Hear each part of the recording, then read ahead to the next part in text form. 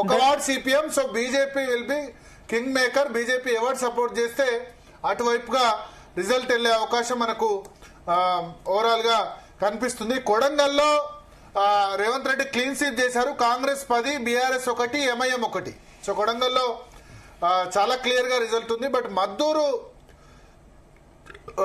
ఇది కోస్గి మున్సిపాలిటీ అనుకుంటా, మద్దూరులో మాత్రం 9 కాంగ్రెస్, బీఆర్ఎస్ 6. బీఆర్ఎస్ బానే వచ్చింది, 1 ఇండిపెండెంట్ గెలిచారు. ఎస్ ఉపేంద్ర ఉన్నారా బీఆర్ఎస్ నుంచి? Okay okay S Nagar Venugopal Reddy గారు కంటిన్యూ చేయండి. అయితే ఇలాంటి పరిస్థితులలో ఇప్పుడు డిమాండ్ ఏంటంటే వాళ్ళు ఇచ్చిన హామీలు నెరవేర్చేందుకు గనక ముందుకు రాకపోతే ఖచ్చితంగా ప్రజలలో తీవ్ర వ్యతిరేకత ఎదుర్కోవాల్సిన పరిస్థితి అయితే ఉంటుంది. తర్వాత రెండోది ఏంటంటే మనం ఉమ్మడి జిల్లాల వారీగా కనుక ఇప్పుడు కనుక చూసుకునేది ఉంటే ఇప్పుడున్న పరిస్థితులలో కాంగ్రెస్ పార్టీకి రేపు వచ్చే ఇప్పుడు అంటే ఈ జెడ్పీటీసీ కానీ ఎంపీటీసీ కానీ ఎన్నికలలో కూడా తీవ్ర జిల్లా పరిషత్లు కూడా రేపు అనుకూలంగా ఉండయి. ఇప్పుడు వాళ్ళు జిల్లాలు మేము చేంజ్ చేస్తాం, చిన్న జిల్లాల నుంచి ఇంకా కొన్ని మారుస్తామని చెప్పింది. సరే అది ఏం మారుస్తారో ఏం చేస్తారో తెలియదు. కానీ ఇప్పటి వరకు సంస్థాగతంగా కాంగ్రెస్ పార్టీ అధికారంలోకి వచ్చినాక జిల్లాలను ఇప్పటివరకు సెట్ చేయలేదు. ఇప్పటివరకు తర్వాత అదేవిధంగా కోఆపరేటివ్ ఎలక్షన్స్ ఇప్పటివరకు చేయలేదు. అంతకుముందు బీఆర్ఎస్ ఉన్నప్పుడు కూడా కోఆపరేటివ్ వ్యవస్థను మొత్తం చిన్నాభిన్నం చేసిండు. కోఆపరేటివ్ ఎలక్షన్స్ పెట్టలేదు. కోఆపరేటివ్ ఎలక్షన్స్ పెట్టకపోవడం వల్ల ఆ కోఆపరేటివ్ వ్యవస్థ కూడా చిన్నాభిన్నం అయిపోయింది గ్రామాలలో. అదేవిధంగా ఇప్పుడు ఇది కూడా అట్లే అయిపోయింది. కాబట్టి రేపు కోఆపరేటివ్ ఎలక్షన్స్ కానీ జిల్లా పరిషత్ ఎన్నికలు కానీ ఇవి ఇమీడియట్ పెట్టాల్సిన అవసరం ఉన్నది. పెడితే మాత్రమే లోకల్ పరిపాలన అనేది వచ్చే అవకాశం ఉంటుంది. కాబట్టి ఇప్పుడు మున్సిపాలిటీ ఎన్నికలు కాగానే మేము డిమాండ్ చేసేది ఏంటంటే మీరు ఇమీడియట్గా మున్సిపాలిటీలకు నిధులు ఇవ్వండి, గ్రామ పంచాయతీలకు రాష్ట్ర ప్రభుత్వం నుంచి వాటా రావాల్సిన నిధులు ఇవ్వండి, ఇచ్చి మీరు ముందుకు పోండి. కానీ ఇవి ఇవ్వకపోతే మాత్రం ఇంకా గ్రామ పంచాయతీలు అధ్వానమే పరిస్థితున్నది. గ్రామ పంచాయతీలో కొంత కేంద్ర నిధులు 15వ ఆర్థిక సంఘం ఇప్పుడు వచ్చినాయి, మీరు కూడా చూసుంటారు మన 4 రోజుల కింద. ఇంకా దశలుగా వస్తున్నాయి. కానీ రాష్ట్ర ప్రభుత్వం వీటిని ఇవ్వడం లేదు. కేంద్ర ప్రభుత్వ పథకాలనే రాష్ట్ర ప్రభుత్వం పథకాలని చెప్పి ముద్ర వేసుకొని రాజకీయంగా కాలం వెళ్ళబుచ్చడం తప్ప ఏ మాత్రం కూడా వాళ్ళు ఎక్కడ కూడా రాష్ట్ర ప్రభుత్వం నుంచి నిధులు ఇవ్వడం లేదు. నిధులు ఇవ్వకపోవడం వల్ల ఎక్కడెక్కడ వ్యవసాయ రంగానికి లేదంటే వ్యవసాయ షెడ్లకు కానీ వ్యవసాయ రంగానికి ఇవ్వాల్సిన ఏది ఇచ్చిన హామీలు కానీ రైతు బంధు కానీ ఏవి ఇవ్వడం లేదు. వాళ్ళు ఇవ్వకపోను ఇవాళ యూరియాను కూడా వాళ్ళు కోటా సిస్టమ్ పెట్టడం వల్ల కూడా ప్రజలలో తీవ్ర వ్యతిరేకత వస్తున్నది. కాబట్టి అన్ని రకాలుగా కూడా ఎక్కడ కూడా మున్సిపాలిటీ అక్కడ కానీ ఎక్కడ అసలు ఒక్క మున్సిపాలిటీ కూడా ఇప్పటి వరకు కూడా మొన్న అన్నారు కానీ ఒక్క మాస్టర్ ప్లాన్ లేదు. వీళ్ళు మున్సిపాలిటీలు చేసేసిండ్రు. చిన్న కొన్ని 10,000, 15,000, 20,000 ఉన్న వాటిని మున్సిపాలిటీలు చేసిండ్రు. కానీ మున్సిపాలిటీలలో వాళ్ళ మేనిఫెస్టోలో ఎక్కడ కానీ సమగ్రమైన ఒక మాస్టర్ ప్లాన్ కానీ సమగ్రమైన ప్రణాళిక కానీ సమగ్రమైన డెవలప్మెంట్ విషయంలో ఇప్పటి వరకు కాంగ్రెస్ పార్టీ ఏం హామీ ఇవ్వలేదు. కాబట్టి రేపు ఎన్నికలైనా ఇప్పుడు ఎన్నికలు అయిపోతున్నాయి కాబట్టి రేపటి నుంచి వాటి డెవలప్మెంట్ విషయంలో గ్రామ పంచాయతీలకు కానీ మున్సిపాలిటీలకు కానీ ఒక సమగ్రమైన ప్రణాళికతోని మాస్టర్ ప్లాన్తో కనుక ముందుకు పోకపోయేది ఉంటే ఇంకా వచ్చే ఎన్నికలలో ఖచ్చితంగా కాంగ్రెస్ పార్టీకి వ్యతిరేకత ఉంటుందని మేము చెప్తున్నాం. ఇది ప్రధాన. శరత్ గారు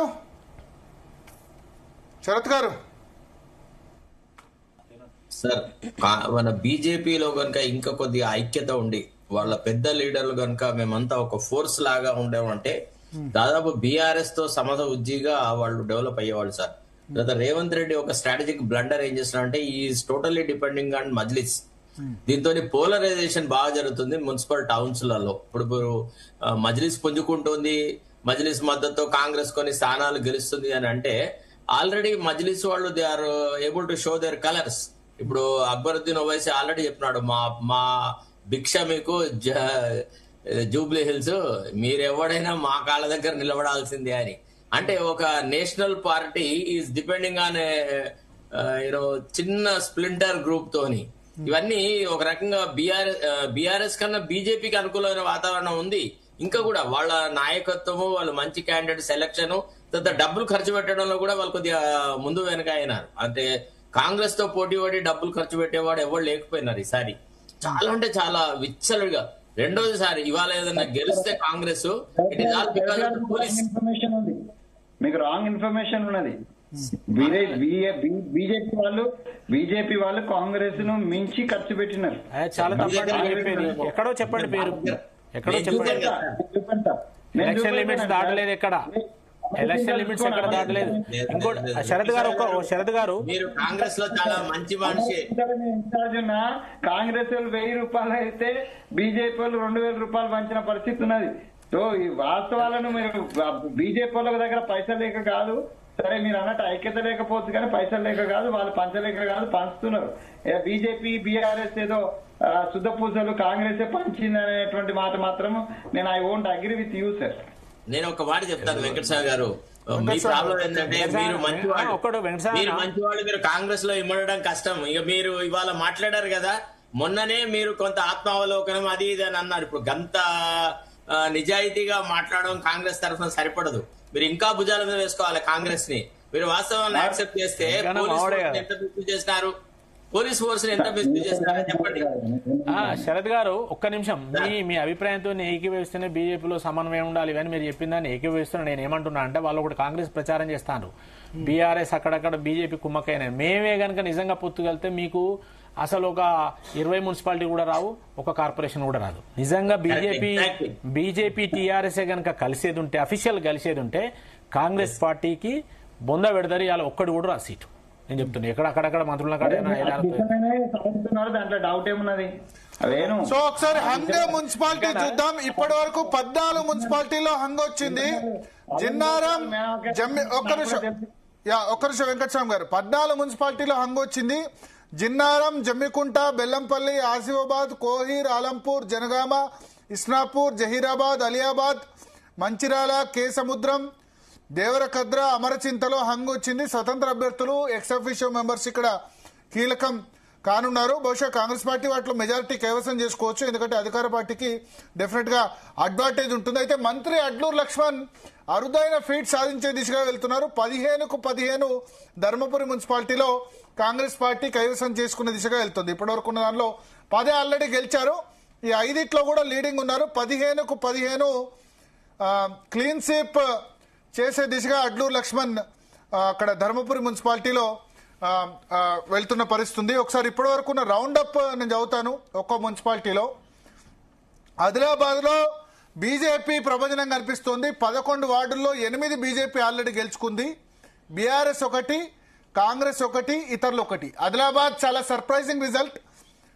సర్ప్రైజింగ్ అంటే ఇంత బీజేపీ ఫేవర్ లో ఉంటుంది అనుకున్నాం కానీ ఇంత ఫేవర్ లో ఉంటుంది అనుకోలేదు. 8 బీజేపీ, బీఆర్ఎస్ 1, కాంగ్రెస్ 1, ఇతరులు 1. అక్కడ పాయల్ శంకర్ భారతీయ జనతా పార్టీ ఎమ్మెల్యే ఉన్నారు. టోటల్ 49 వార్డ్స్ ఉన్నాయి. సో 49 వార్డులు అయ్యేసరికి ఇదే విధంగా రిజల్ట్ ఉంటుందన్న చూడాలి. పాయల్ శంకర్ ఆల్రెడీ అక్కడ క్యాంపుకు బీజేపీ వాళ్ళందరూ కూడా షిఫ్ట్ చేశారు. ఎస్ నరవర్ వేణుగోపాల్ రెడ్డి గారు, అంటే ఆదిలాబాద్ జిల్లాలో జనరల్ గా మాకేందంటే కొంత మాకు ఆ మహారాష్ట్ర బెల్ట్ అంటాం మేము దాన్ని, అదంతా కూడా నిజామాబాద్ కానీ ఆదిలాబాద్ కానీ ఎప్పుడు కూడా అన్ని ఎలక్షన్లలో మాకు కొంత రిజల్ట్స్ ఉంటున్నాయి. అసెంబ్లీ కానీ పార్లమెంట్ కానీ లేదంటే లోకల్ బాడీస్ కానీ. ఇప్పుడు కూడా అదే కనిపిస్తున్నది. ఖచ్చితంగా ఆదిలాబాద్ మున్సిపాలిటీ మాకు వస్తుందని మేము విశ్వాసంతో ఉన్నాం. శరత్ గారు, ఆదిలాబాద్ సర్ప్రైజింగ్ సర్ప్రైజ్ ఏం లేదు సార్, నేచురల్ గా వస్తుంది అనుకున్నాము. 8-1-1 ఇంకా 49 కదా మీరు చెప్పింది. 49లో ఇప్పటి వరకు 10 రిజల్ట్స్ వస్తే 8 వచ్చాయి బీజేపీకి. శరత్ గారు, ఇంతకుముందు వెంకన్న శరత్ గారు లేరా అంటే కాంటాక్ట్ లేదు. వెంకన్న ఒక్క నిమిషం ఒక్క మున్సిపాలిటీ వారికి వెళ్దాం. ఎస్ కత్తి వెంకటస్వామి గారు, ఆదిలాబాద్ లో ఓవరాల్ గా చూసుకుంటే కాంగ్రెస్ పార్టీకి అంత రిజల్ట్ బాగాలేదు. ఓవరాల్ గా డిస్ట్రిక్ట్ కూడా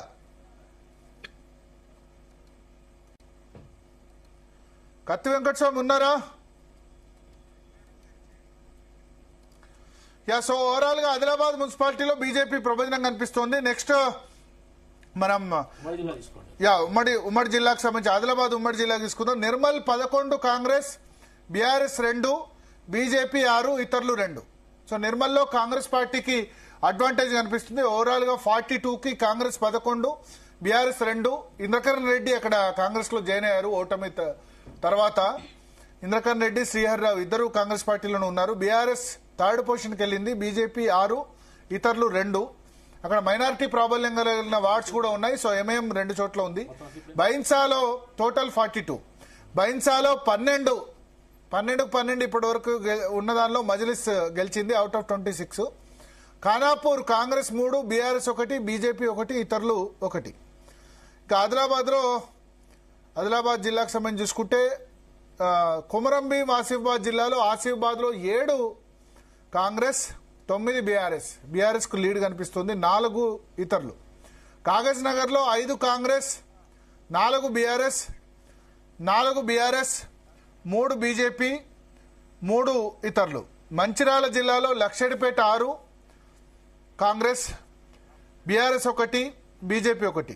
Bellampalli 8 Congress, 8 BRS.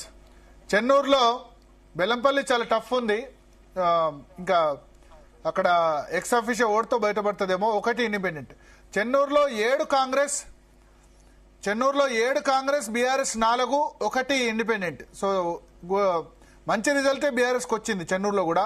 కేతన్పల్లిలో 7 Congress, 10 BRS, 1 BJP, 4 ఇండిపెండెంట్లు. సో ఇది ఆదిలాబాద్ జిల్లాకు సంబంధించి. ఆదిలాబాద్ అయిపోయింది. కుమరంభి, వాసిఫాబాద్, మంచిర్యాల, నిర్మల్ ఇవన్నీ కూడా. ఆదిలాబాద్లో కాంగ్రెస్ పార్టీకి అంత గొప్ప రిజల్ట్ ఏం కనిపించట్లేదు. ఎస్ దేవిప్రసాద్ గారు, దేవిప్రసాద్ గారు బీఆర్ఎస్ నుంచి మనకు జాయిన్ అయ్యారు.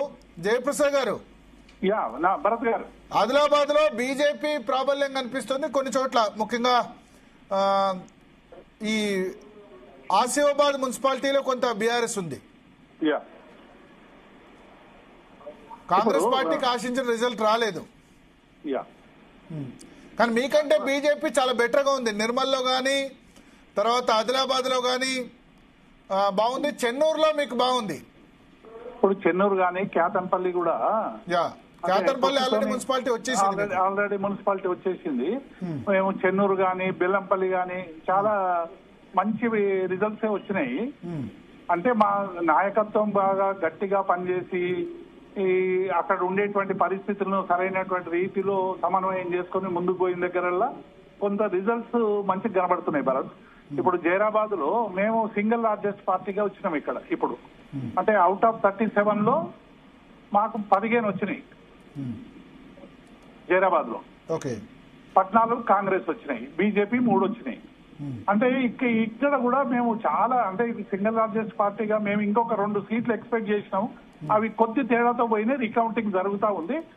నేను ఏమంటున్నా అంటే ప్రజలలో కాంగ్రెస్ పార్టీ పట్ల అంటే ఆ విధానాల పట్ల వ్యతిరేకత అయితే కనబడతా ఉంది. ఆ వ్యతిరేకత ఓడిపోయేంత వ్యతిరేకత అనేటువంటి విషయానికి వచ్చే వరకు స్థానిక పరిస్థితుల వల్ల, ఎందుకంటే రేపు స్థానిక ఎమ్మెల్యే అక్కడ ఉండడం వల్ల ఎమ్మెల్యేతో ఏదైనా పని జరగవచ్చు, ఎంపీతో ఏదైనా పని జరగవచ్చు, అధికారులతో కొన్ని పనులు కావచ్చు అనేటువంటి భావనతో స్థానిక సంస్థల్లో అధికార పార్టీ వైపు కొంత మొగ్గు చూపింది. ఎక్కడైతే పోరాటం చేసి మా పక్షాన ఉంటారో, నిలబడతారో అనేటువంటి నమ్మకం, విశ్వాసంతో కూడా రాష్ట్ర వ్యాప్తంగా చూడండి మీరు వాళ్లలో మేము దాదాపుగా ఎక్కువ సంఖ్యలో వాళ్లలో గెలుస్తూ వచ్చినాం. ఈ టెక్నికల్ గా ఏమైతే ఎక్స్ ఆఫీషియో మెంబర్స్ రకరకాల వల్ల కొన్ని మున్సిపాలిటీని మేము కోల్పోయినప్పటికీ కూడా ఒక బలమైనటువంటి ప్రతిపక్షంగా నేను మొన్న పంచాయతీ ఎన్నికల్లో మేము ఏ ఓటింగ్ అయితే సాధించినామో అర్బన్ లో కూడా దాదాపుగా ఓటింగ్ ఆ శాతంలోనే ఉంటది. సీట్లలో తేడా ఉంటే కొంచెం ఉండొచ్చు, కానీ డెఫినెట్ గా ఇవాళ బీఆర్ఎస్ పట్ల ఆదరణ పెరుగుతుంది. అయితే స్థానిక సంస్థల ఎన్నికలు గీట్రాయి కావు కదా భరత్, మీకు కూడా తెలుసు. 20లో మేము అప్రతీతంగా గెలిచినాం, అన్ని గెలిచినాం, ప్రతిపక్షాల జాడే లేకుండా ఉండే. స్థానిక సంస్థల ఎన్నికల్లో జిల్లా పరిషత్ చైర్మన్లు 33 గెలిచినాం, మున్సిపాలిటీలు అన్ని గెలిచినాం, కార్పొరేషన్లు దాదాపు గెలిచినాం. అయినా 23 ఎన్నికల్లో ఓడిపోయినాం. కాబట్టి ఈ ఎన్నికలు అనేటువంటివి ఒక అంటే ప్రతిపక్ష పార్టీకి సరైనటువంటి రీతిలో ప్రజల్లో విస్తృతమైనటువంటి ప్రచారం చేయడానికి, ప్రభుత్వ విధానాలు వివరించడానికి మా క్యాడరు చాలా విస్తృతంగా పనిచేసిండ్రు. రిజల్ట్ కంటే కూడా మేము సమర్థవంతంగా గ్రామీణ మన పట్టణ ప్రాంతాల్లో మౌలిక సౌకర్యాల విషయంలో ప్రజల దగ్గరికి పోయి ఈ పార్టీ ప్రజలకు ఉన్నటువంటి బాకీని కానీ ప్రజలకు సంబంధించినటువంటి అంశాల పట్ల చాలా స్పష్టంగా ప్రజలకు వివరించేటువంటి ప్రయత్నం చేస్తాం.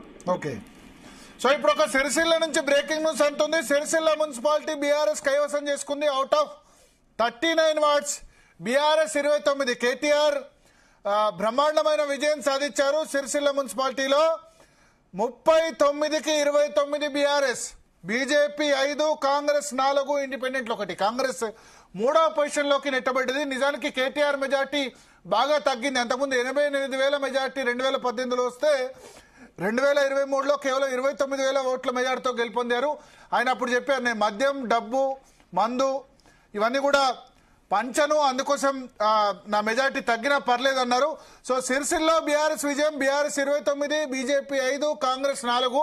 కేటీఆర్ బ్రహ్మాండమైన రిజల్ట్ సిరిసిల్లో తీసుకొచ్చారు. వేములవాడలో కూడా కాంగ్రెస్ పార్టీకి ఆధిక్యత కనబడట్లేదు. బీఆర్ఎస్ బీజేపీ అక్కడ డామినేట్ చేస్తున్నాయి. సిరిసిల్ల బీజేపీ, అదేవిధంగా సిరిసిల్లో బీజేపీ 5 చోట్ల. సో బండి సంజయ్ అక్కడ కూడా కొంత కాంగ్రెస్ పార్టీ కంటే ముందంజ నిలిపగలిగారు. వేములవాడలో కూడా బీజేపీ గట్టి పోటీ ఇస్తున్న పరిస్థితి. ఎస్ నర్రల్ వేణుగోపాల్ రెడ్డి గారు, కేటీఆర్, సిరిసిల్ల, వేములవాడ 2 చోట్ల కూడా వేములవాడలో బీజేపీ కూడా బాగుంది. ప్రతాప్ రామకృష్ణ అక్కడ మొదటి నుంచి కూడా నాకు తెలిసి ఉమ్మడి కరీంనగర్ జిల్లా అధ్యక్షులు, బీజేపీ అధ్యక్షులు ఉండే. బీఆర్ఎస్ సమయంలో కూడా బీజేపీకి అక్కడ ఉంది. కొంత సిరిసిల్ల, వేములవాడ, కరీంనగర్ సంబంధించి అప్డేట్ చెప్పాలి. కరీంనగర్ లో 5 వార్డులకు సంబంధించిన రిజల్ట్ వచ్చింది. 5 వార్డులో కూడా బీజేపీ అభ్యర్థులు లీడింగ్ లో ఉన్నారు. ఎస్, అంటే వేములవాడకు సంబంధించి వాస్తవంగా మున్సిపాలిటీ రావాలి మాకు. ఎందుకంటే మొదటి నుంచి కూడా మాకు అసెంబ్లీ ఎన్నికల్లో కానీ, లేదంటే పార్లమెంట్ ఎన్నికల్లో కానీ, లోకల్ బాడీ ఎన్నికల్లో ఎప్పుడు కూడా పెర్ఫార్మెన్స్ బాగుంటుంది. వేములవాడ అసెంబ్లీ కూడా మాకు కొద్దిగా మంచిగా ఉంటుంది, బీజేపీకి పాజిటివ్ ఉంటుంది. రావాల్సి ఉంటే సరే పూర్తి రిజల్ట్ వచ్చే వరకు తెలుస్తుంది. ఇప్పుడైతే మంచి పెర్ఫార్మెన్స్ ఇస్తున్నాడు చెప్తున్నారు. సిరిసిల్లలో ఇవాళ మేము సెకండ్ ఉండడం చెప్పుకోదగ్గ విషయం. ఎందుకంటే అక్కడ కూడా మామూలు, ఎందుకంటే కేటీఆర్ గారు కొంత ఆయన ముఖ్యమంత్రి స్థాయి క్యాండిడేట్గా అక్కడ ప్రచారం చేసి ఆడ ఉన్నాడు కాబట్టి సరే వారికి కొంత అనుకూలత ఉంటుంది. అయినా మేము దాన్ని ఎదుర్కొనేందుకు ఒక అపోజిషన్లో బీజేపీ రావడం అనేది గొప్ప విషయం. ఈ రెండులో మాకు వేములవాడ మీద కొంత ఆశ ఉండే, మరి పూర్తి రిజల్ట్స్ వస్తే వేములవాడలో పర్లేదు, మీరు కాంగ్రెస్ కంటే బెటర్ పొజిషన్ లో ఉన్నారు.